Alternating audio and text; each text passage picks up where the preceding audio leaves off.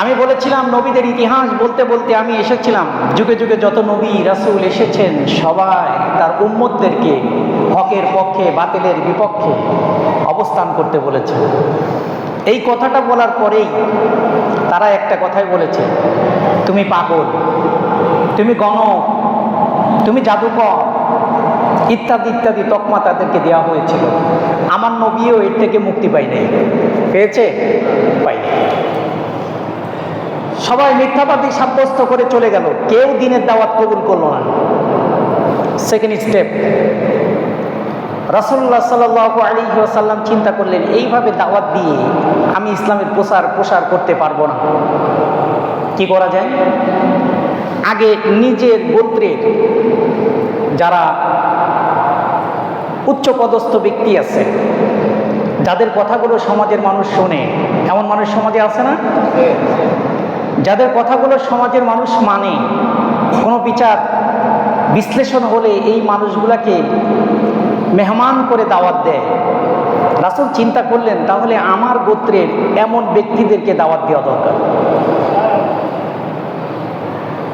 যদি এই সমস্ত উচ্চপদস্থ ব্যক্তিরা দিনের দাওয়াত কবুল করে, তাহলে দিন প্রচারের জন্য আমার জন্য সহজ হবে। যা চিন্তা তাই কাজ। আলীকে বললেন, আলী ছোট্ট মানুষ, 10 বছর বয়স। কয় বছর? 10 বছর বয়স, কিশোর।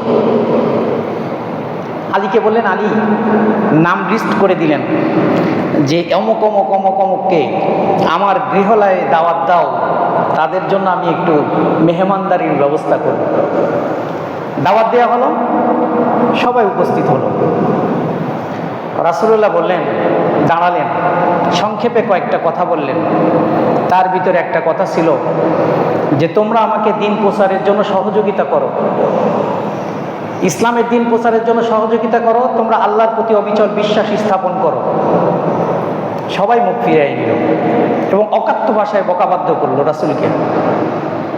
তখন এই 10 বছরের আলী দাঁড়িয়ে বললেন, ইয়া রাসূলুল্লাহ, ইয়া হাবিবাল্লাহ, সবাই যখন মুখ ফিরিয়ে নিয়েছে, আপনি মনে কষ্ট নিয়েন না। আমি আলী দাঁড়িয়ে বলছি, লা ইলাহা ইল্লাল্লাহু মুহাম্মাদুর রাসূলুল্লাহ সাল্লাল্লাহু আলাইহি ওয়াসাল্লাম। 10 বছরের কিশোর আলীর একটা ওই কিশোরদের ভিতরে প্রভাব ছিল। অত্যাধিক চমৎকার চেহারার মানুষ, যেই মজমাতে যেতেন ওই মজমার হাইলাইটস হতেন। তো রাসূল আল্লাহ কিভাবে দিন প্রচার করবেন, তার কৌশলটা কি, তার মাকাতটা কি, সেই কৌশলটা বহিঃপ্রকাশ ঘটাচ্ছেন এইভাবে যে কিশোরদের ভিতরে দিনের দাওয়াতের জন্য কবুল করলেন কারে?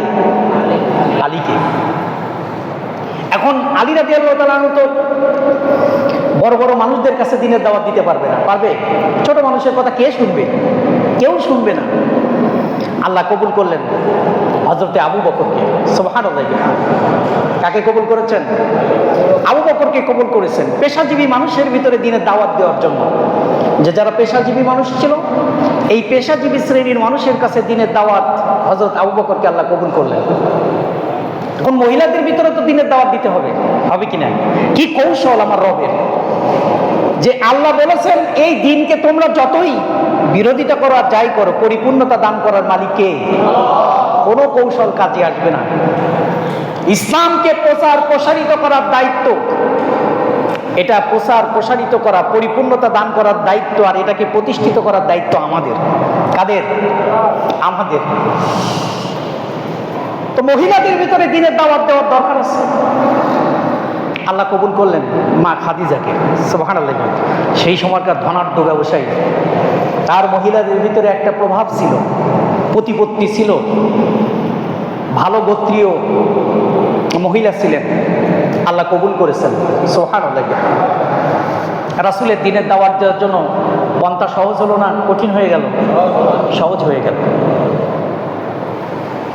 তো রাসূলুল্লাহ সাল্লাল্লাহু আলাইহি ওয়াসাল্লাম মক্কার 13 বছর জীবন জিন্দেগি, কয় বছর? নবুয়তের 13 বছর। যদিও তিনি মক্কাতে ছিলেন 53 বছর। কত বছর? 53 বছর। 13 বছর তিনি দিনের দাওয়াত দিয়েছেন। 10 বছর গোপনে গোপনে, প্রকাশ্যে আসতে পারে নাই। ওই যে আজকে যারা বলে গুপ্ত সংগঠন, দেখেন না, বলে কি না? গুপ্ত সংগঠন বলে। তারা রাসূলের জীবন থেকে শিক্ষা নাও, রাসূলের জীবন থেকে শিক্ষা নাও। তোমরা তো শিখবা না ইতিহাস, তোমরা এদিকে আসবা না। নেতা গিয়ে বিভিন্ন জায়গায় বলছে গুপ্ত সংগঠন। কি সংগঠন? গুপ্ত সংগঠন। কিন্তু নেতাই তো 17 বছর ছিল না, ঠিক না?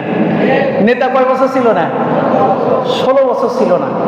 আর এক মিস্টার সিলম সাহেব কত বছর বাইরে যায়। আবার সত্য কোনোদিন গোপন থাকে না, সত্য কি হয়? প্রকাশ পেয়ে যায়। এই যে আমি বলেছিলাম তুমি জুতার বাড়ি খাবার, নির্বাচনে গিয়েছিল এই যে গণ অধিকার পরিষদের নুরু, গিয়ে যায় নাই? এই গণ অধিকার পরিষদের নুরু গতকালকে সংসদ ভবনে একটা ভাষণ দিয়েছে। তিনি হয় অতি আবেগে তেল মেরেছেন, আর না হলে বাস্তব কথা বলেছেন। তিনি বলেছেন স্বরাষ্ট্রমন্ত্রী ইন্ডিয়ায় থাকা অবস্থায় তার সাথে প্রতিদিন 10 মিনিট 20 মিনিট কথা হতো। বলছেন কি না? বলছে না? তো একটা মানুষ যদি গুম থাকে রাজার হালতে, তাহলে সে কি 10 মিনিট 20 মিনিট কথা বলতে পারে কোনো গুমকৃত মানুষ? তার মানে বুঝতে হবে জামাইয়ের আদরে ছিল। কিসের আদরে? জামাইয়ের আদরে ছিল। এবং সে একটা এজেন্ডা বাংলার জমিনে বাস্তবায়ন করার জন্য এসেছে।